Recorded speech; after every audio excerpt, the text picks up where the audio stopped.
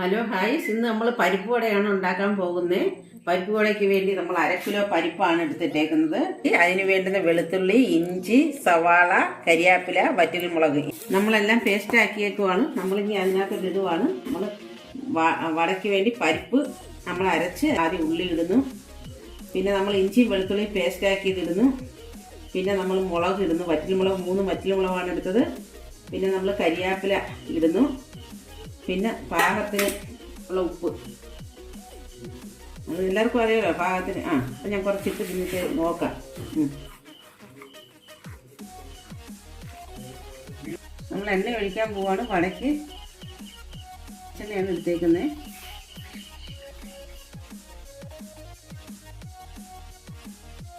എണ്ണ ചൂടായിട്ടുണ്ട്. നമ്മളിനി വട ഇടുവാണ്.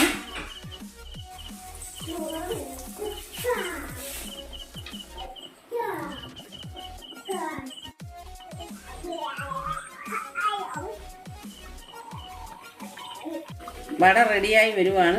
ചുമന്ന് വരുന്നുണ്ട്. നമുക്ക് മാറ്റാം. ഇത് നമ്മുടെ പരിപ്പ് വട റെഡി ആയിട്ടുണ്ട്. വേണ്ട, നിങ്ങളും ഇതേപോലെ ട്രൈ ചെയ്യുക, കഴിക്കുക.